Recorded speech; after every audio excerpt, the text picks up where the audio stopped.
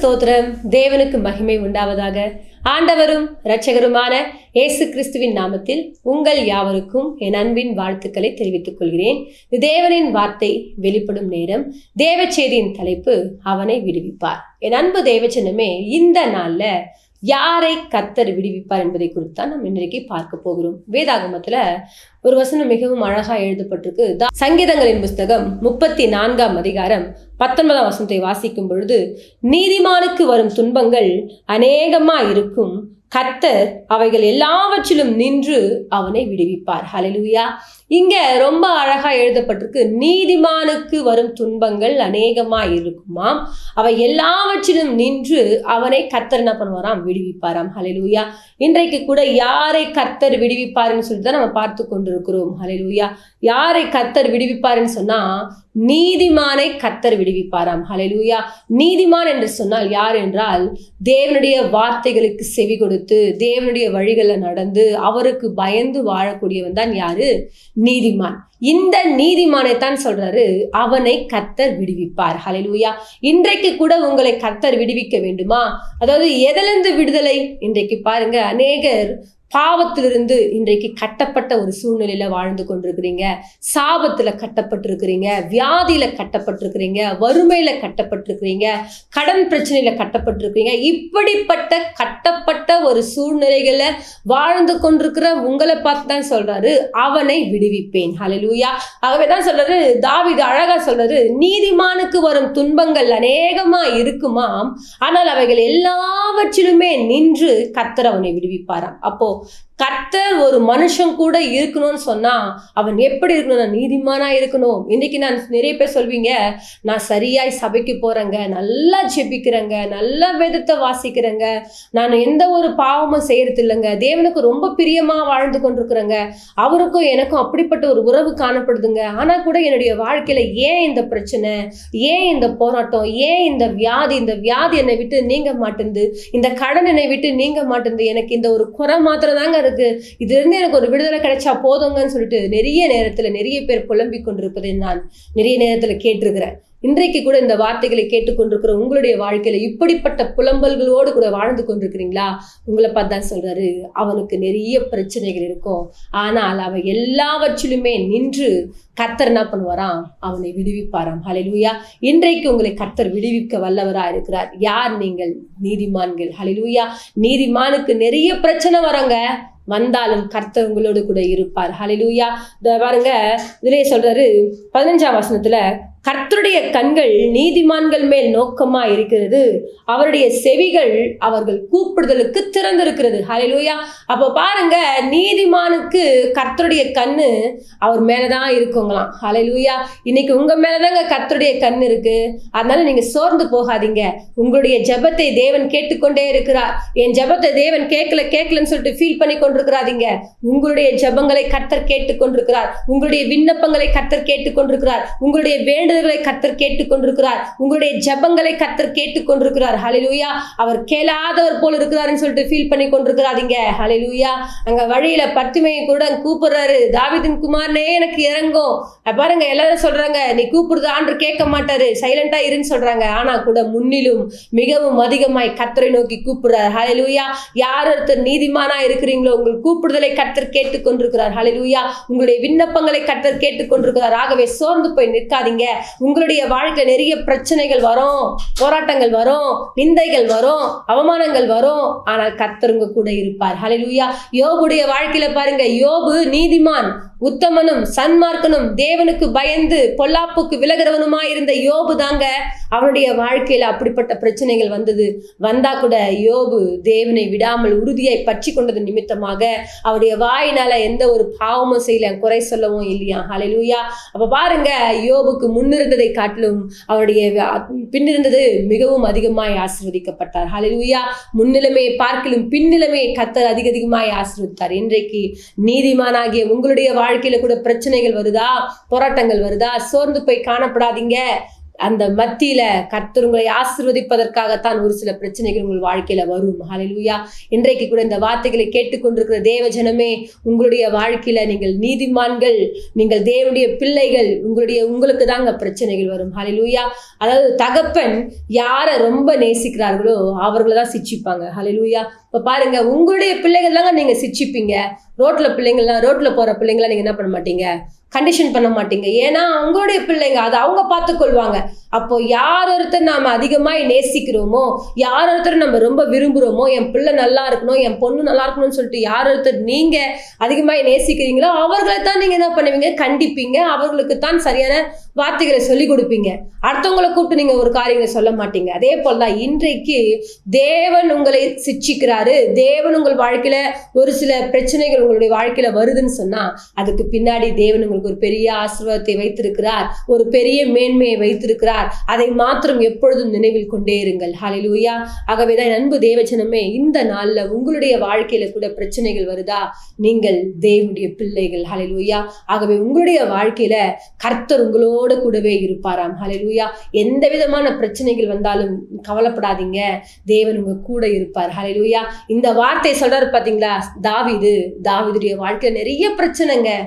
எல்லாராலும் மறக்கப்பட்டு ஆடு மேய்த்து கொண்டு அவரை கவனிப்பதற்கு யாருமே இல்லை.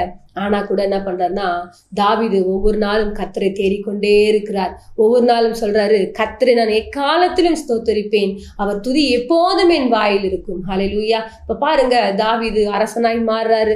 அரசனாய் மாறினா கூட என்ன பண்றாரு, சவுல் ராஜாவின் நிமித்தமாய் பிரச்சனைகள், தன்னுடைய பிள்ளைகள் நிமித்தமாய் பிரச்சனைகள், எதிர்நாட்டு நிமித்தமாய் பிரச்சனைகள், இப்படிப்பட்ட எல்லா விதமான பிரச்சனைகள் தாவீதுடைய வாழ்க்கையில சூழ்ந்து கொண்ட பொழுதுதான் தாவீது சொல்றாரு, நீதிமானுக்கு வரும் துன்பங்கள் அநேக இருக்கும், ஆனால் அவை எல்லாவற்றிலுமே நின்று கர்த்தர் என்ன பண்ணுவாராம், அவனை விடுவிப்பார். ஹல்லேலூயா. 1 சாமுவேலின் புஸ்தகம் 18ஆம் அதிகாரம் 14ஆம் வசனம் 15ஆம் வசனத்தை நீங்கள் வாசிக்கும் பொழுது, தாவீது தன் செய்கைகள் எல்லாம் புத்திமானாய் நடந்தான், கர்த்தர் அவனோடே இருந்தார், அவன் மகா புத்திமானாய் நடக்கிறதை சவுல் கண்டு அவனுக்கு பயந்திருந்தான். ஹல்லேலூயா. தாவீது தன் செய்கைகள் எல்லாம் எப்படி இருந்தாராம், புத்திமானா இருந்தாராம், கர்த்தர் அவனோட கூட இருந்தார். அப்ப பாத்தீங்களா, நீதிமானுக்கு பிரச்சனைகள் வருதுன்னு சொன்னாலே அவனோட கூட யார் இருப்பாங்கன்னு சொன்னா கர்த்தர் இருப்பாருங்க. உங்களோட கூட கர்த்தர் இருக்கிறார். அதனாலதான் உங்களுக்கு பிரச்சனைகள் வருது. பிசாசானவன் பாருங்க, யார் ஒருத்தர் தேவனுக்கு நீங்க பிரியமா இருக்கிறீங்களோ, யார் ஒருத்தர் தேவனுக்கு உண்மையா இருக்கிறீங்களோ, யார் ஒருத்தர் பயந்து தேவனுக்கு பயந்து வாழ்றீங்களோ அவன் மீது தனி ஒரு கவனம் அவன் வைத்திருக்கிறான். அதனால்தான் பாருங்க, பாவம் செய்யறவங்க எல்லாம் பிசாசு அவனை போய் தொடமாட்டான். யார் ஒருத்தர் பரிசுத்தமாய் வாழ்றீங்களோ, யார் ஒருத்தர் தேவனுக்கு உண்மையா இருக்கிறீங்களோ உங்களை தான் பிசாசானவன் டச் பண்ண வருவான். ஆகவே அப்பவே நீங்க தெரிஞ்சுக்கணும், நான் நீதிமானா இருக்கிறேன், கர்த்தர் என் கூட வரப்போறாருன்னு நீங்க ஃபர்ஸ்ட் புரிஞ்சுக்கணும். தாவீதுடைய வாழ்க்கையில நிறைய பிரச்சனைகள், நிறைய போராட்டங்கள், நிறைய நிந்தைகள், நிறைய அவமானங்கள். ஆனால் இத்தனை அவமானங்களுக்கு மத்தியிலும் தாவீது சொல்றாரு, நீதிமானுக்கு வரும் துன்பங்கள் அநேகமா இருக்கும், ஆனால் அவை எல்லாவற்றிலுமே நின்று கர்த்தர் அவனை விடுவிப்பார். தாவீது கர்த்தரோடு கூட இருந்தது நிமித்தமாய் தாவீதோட கூட கர்த்தர் இருக்கிறார். ஹல்லேலூயா. அவனோடு கூட கர்த்தர் இருந்தார். ஹல்லேலூயா. அப்ப தாவீதோடு கூட யார் இருந்தாராம், கர்த்தர் இருந்தார். அப்போ உங்களோட கூட கர்த்தர் இருக்கணுமா, உங்க வாழ்க்கையில பிரச்சனைகளை தாங்கிக் கொள்ளுங்கள், போராட்டங்களை தாங்கிக் கொள்ளுங்கள், நிந்தைகளை தாங்கிக் கொள்ளுங்கள். நீங்கள் தாங்கிக் கொள்வீர்கள் என்று சொன்னால் கர்த்தர் உங்களோடு கூட இருப்பார். ஹல்லேலூயா. அன்றைக்கு பாருங்க, பவுல் ரட்சிக்கப்பட்டு புதுசுல பாருங்க, ரட்சிக்கப்பட்டு தேவனுடைய ஊழியத்தை செய்ய போறாரு. அவருக்கு அநேக விதமான பிரச்சனைகள், அநேக விதமான போராட்டங்கள். ஆனால் பவுல் சொல்றாரு, நல்ல போராட்டத்தை போராடினேன், ஓட்டத்தை முடித்தேன், விசுவாசத்தை காத்துக்கொண்டேன், இது முதல் நீதியின் கிரீடம் எனக்காக கர்த்தர் வைத்திருக்கிறார் என்று சொல்லி தேவனை நோக்கி என்ன பண்றாரு, விசுவாசமான வார்த்தைகளை அறிக்கையிட்டுக் கொண்டிருக்கிறார். ஹல்லேலூயா. இன்றைக்கு கூட உங்களுடைய வாழ்க்கையில கூட நிறைய போராட்டங்கள் வருதுன்னு தெரிஞ்சுக்கோங்க. உங்களுடைய வாழ்க்கையில கர்த்தர் உங்களோடு கூட இருக்கிறார். அவர் உங்களை விட்டு விலகுவதும் இல்லை, உங்களை கைவிடுவதும் இல்லை. ஹல்லேலூயா.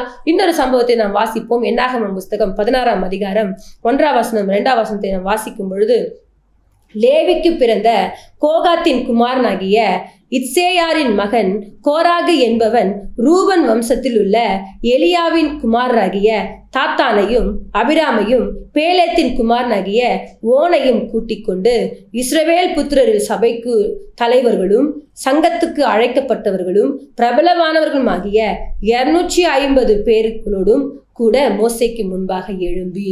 ஹல்லேலூயா.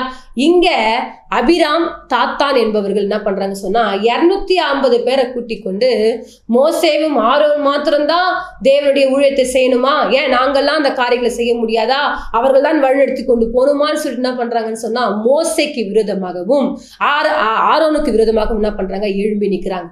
அப்போ எழும்பி நிற்கும் போது ஆண்டவர் சொல்றாரு, மோசே எப்படிப்பட்டன்னு சொன்னா தேவனுடைய வீட்டுல எங்கும் உண்மையுள்ளவன் என்று சொல்லி மோசையை பார்த்து கர்த்தரே சாட்சி கொடுக்கிறாரு.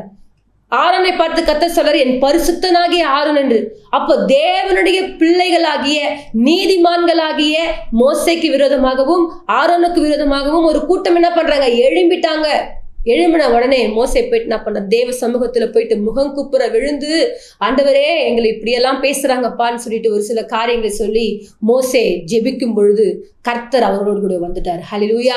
யார் ஒருத்தர் அவனுக்கு விரோதமாய் எழும்புனாங்களோ, ஹல்லேலூயா, அதிலேயே 20ஆம் வசனம் 21ஆம் வசனத்தை வாசிக்கும் பொழுது கர்த்தர் மோசேயோடும் ஆரோனோடும் பேசி, இந்த சபையை விட்டு பிரிந்து போங்கள், ஒரு நிமிஷத்திலே அவர்களை அதமாக்குவேன் என்றார். ஹல்லேலூயா. இப்ப பாருங்க, மோசேக்கு விரோதமாக ஆரோனுக்கு விரோதமாக இந்த அபிராமும் தாத்தானும் எழும்பி 250 பேர்களோட கூட வந்தாங்க பாருங்க. தேவன் இவர்களுடைய விண்ணப்பத்தை கேட்டு ஸ்பாட்ல என்ன பண்றேன்னா அந்த இடத்துக்கு வந்துட்டார். ஹல்லேலூயா. நீங்க கடந்து போயிடுங்க, அவங்களை நான் ஒரு நிமிஷத்துல என்ன பண்ணுவேன், அதம் பண்ணி போட்டுருவேன்னு சொல்லிட்டு கர்த்தர் என்ன பண்றாருன்னா அவர்களோடு கூட இருந்து யுத்தம் செய்கிறார். ஹல்லேலூயா. அவ பாருங்க 33ஆம் வசனத்தில் வாசிக்கும் பொழுது அங்க சொல்றாரு, அவர்கள் தங்களுக்கு உண்டானவைகள் எல்லாவற்றோடும் உயிரோட பாதாளத்தில் இறங்கினார்கள், பூமி அவர்களை மூடிக்கொண்டது, இப்படி சபையின் நடுவிலிருந்து அழிந்து போனார்கள். ஹல்லேலூயா. இப்ப பாத்தீங்களா, நீதிமானுக்கு வரும் துன்பங்கள் அநேகமா இருக்கும். இப்போ 250 பேரோட கூட இவங்க 2 பேர் எழும்பி இப்படிப்பட்ட காரியங்கள் செய்யும் பொழுது மோசேயுடைய மனம் எப்படி வேதனைப்பட்டிருக்குமோ. சொல்றாரு, நான் யாருக்கு விரோதமா எந்த ஒரு காரியங்களும் செய்யலையே, நான் உத்தமனா தான் நான் வாழ்ந்திருக்கிறேன், நான் பரிசுத்தமா தான் நடந்திருக்கிறேன், ஆனா நீங்க எல்லாம் இப்படி பேசுறீங்களேன்னு சொல்லிட்டு என்ன பண்றாரு, வேதனைப்பட்டு கொண்டிருக்கிறார். நான் உண்மையா உங்களை வழிநடத்தி கொண்டு வந்தனே, தேவனுடைய வார்த்தைகளுக்கு செவி கொடுத்து தேவன் சொன்ன வார்த்தைகளுக்கெல்லாம் தானே நான் சொல்லி உங்களை நடத்தி கொண்டு வந்தேன்னு சொல்லிட்டு இப்படியெல்லாம் மோசே தன்னுடைய காரியங்களை வெளிப்படுத்துறாரு. ஆனா இவர்கள் என்ன பண்றாங்கன்னு சொன்னா இவன் மீது முறுமுறுத்து இவனுக்கு எழும்புனாங்க பாருங்க. கர்த்தர் பார்த்தார், ஒரே நிமிஷத்துல நான் அவர்களை எல்லாம் அதமாக்கி போட்டுருவேன். மோசே ஆரோன் நீங்க கவலைப்படாதீங்க, நான் உங்க கூட இருக்கிறேன். பாத்தீங்களா, அப்ப நீதிமானுக்கு வரும் துன்பங்கள் அநேகமா இருக்கும், ஆனால் கர்த்தர் அவைகள் எல்லாவற்றிலும் நின்று அவரை விடுவிப்பார் என்று சொன்னால் அவன் முதலாவதாக அவன் எப்படி இருக்கணும்னு சொன்னால் நீதிமானாய் இருக்க வேண்டும், தேவனுக்கு பிரியவனாய் இருக்க வேண்டும், தேவனுக்கு பயந்து நடக்க வேண்டும். அப்படிப்பட்ட மனிதனோடு தான் கர்த்தர் இருப்பார். ஹல்லேலூயா. அன்றைக்கு மோசேயோடும் ஆரோனோடும் கர்த்தர் இருந்து அந்த அபிராமையும் தாத்தானையும் அவனுக்கு உண்டான எல்லாவற்றையும் என்ன பண்றாருன்னா ஒரே நிமிஷத்துல பூமி பிளந்து என்ன பண்ணுச்சு, எல்லாவற்றையுமே அவன் மூடிக்கொண்டது. ஹல்லேலூயா. இப்ப பாருங்க, இன்றைக்கு அவர்கள் அது மாத்திரமல்ல, யாரெல்லாம் இப்படி மோசேக்கு விரோதமா எழும்புனாங்களோ அவங்க எல்லாரையும் சுட்டெரித்து போட்டாங்க. அப்போ அதுக்கப்புறம் தான் மோசே என்ன பண்றாருன்னு சொன்னா தேவனை நோக்கி என்ன பண்றாரு, உயிரோடு இருக்கிறவங்களுக்காகவும் செத்தவர்களுக்காகவும் போயிட்டு பரிந்து பேசி தேவனிடத்துல விண்ணப்பங்களை வைக்கும் பொழுது அவர்கள் தேவனுடைய கோபம் தணிந்தது. ஹல்லேலூயா. இப்போ பாருங்க, இன்றைக்கு உங்களுக்கு விரோதமா எழும்புறாங்கன்னு சொன்னா கர்த்தர் அங்க கிரியை செய்ய ஆரம்பிச்சிருவாங்க. நீங்க கவலைப்படாதீங்க, பயந்து கொண்டு இருக்காதீங்க. என் அன்பு சகோதரனே சகோதரியே, இந்த வார்த்தைகளை கேட்டுக்கொண்டிருக்கிற உங்களுடைய வாழ்க்கையில உங்களுக்கு விரோதமாய் யார் ஒருத்தர் எழும்புறாங்களோ, நான் பரிசுத்தமாய் இருக்கிறேன், நான் பக்தியாய் நடக்கிறேன், நான் தேவனுடைய பிள்ளையா இருக்கிறேன், ஆனா என்னை தொடர்ந்து இவங்க பிரச்சனை பண்ணி கொண்டே இருக்கிறாங்க, வேலை ஸ்தலங்கள்ல அல்லது வீடுகள்ல அல்லது உங்க அக்கம் பக்கத்துல உங்கள் தெருக்கல்ல யாருனாச்சும் இப்படி உங்களுக்கு விரோதமாய் எழும்பி உங்களை பிரச்சனை பண்ணி கொண்டிருக்கிறாங்களா, நீங்க கவலைப்படாதீங்க. கர்த்தர் சொல்றாரு, நீதிமானுக்கு வரும் துன்பங்கள் அநேகமா இருக்கும், ஆனால் அவை எல்லாவற்றிலுமே நின்று நான் என்ன பண்ணுவேன், உங்களை விடுவிப்பேன். ஹல்லேலூயா. அப்போ தேவன் உங்களை விடுவிப்பாராம், கர்த்தரே உங்க கூட இருப்பாராம். ஹல்லேலூயா. அது மாத்திரமல்ல, ஷாத்ராக் மேஷாக் ஆபேத்நேகோவுக்கு விரோதமாக பிரச்சனைகள் வந்தது, ஆனால் கர்த்தர் அவங்களோட கூட இருந்து அவர்களை காப்பாற்றி அவர்களை வழிநடத்தினார். இன்றைக்கு கூட இந்த வார்த்தைகளை கேட்டுக்கொண்டிருக்கிற உங்களுடைய வாழ்க்கையில கூட பிரச்சனைகள் போராட்டங்கள் வருதுன்னு சொன்னா கவலைப்படாதீங்க, உங்க கூட கர்த்தர் இருப்பார். உங்க கூட கர்த்தர் இருந்து உங்களை ஜெயிக்க வைப்பார். அன்றைக்கு எப்படி தாவீதோட கூட இருந்து கர்த்தர் தாவீதை உயர்த்தினாரோ, அன்றைக்கு மோசேயோடும் ஆரோனோடும் கர்த்தர் இருந்து எப்படி அவர்களை உயர்த்தினாரோ, அதே போல உங்களையும் கர்த்தர் உயர்த்துவார். ஆகியவை இருக்கிற இடங்களில் ஒரு சிறிய ஜெபத்தை நாம் ஏறெடுப்போம். மகா இரக்கம் கிருபை நிறைந்த எங்கள் அன்பின் தகப்பனே, இந்த நாளில் கூட ஆண்டவரே, நீதிமானுக்கு வரும் துன்பங்கள் அநேகமாய் இருக்கும், ஆனால் அவை எல்லாவற்றிலுமே நின்று கர்த்தர் அவனை விடுவிப்பார் என்று சொன்னது போல் ஆண்டவரே, இன்றைக்கு உங்க பிள்ளைகளோடு கூட நீர் இருந்து அவர்களை விடுவித்து அவர்களை பாதுகாத்து நீர் பலப்படுத்த போவதற்காய் ஸ்தோத்திரம் அப்பா. தேவ கரம் அவர்களோட பிள்ளைகளோடு கூட இருக்கட்டும். ஆவினர் தாமே பலப்படுத்தும், பெரிய காரியங்களை செய்யும். இயேசுவின் மூலமாய் ஜெபிக்கிறோம் நல்ல பிதாவே, ஆமென். கர்த்தர் தாமே உங்களை ஆசீர்வதிப்பாராக. God bless you.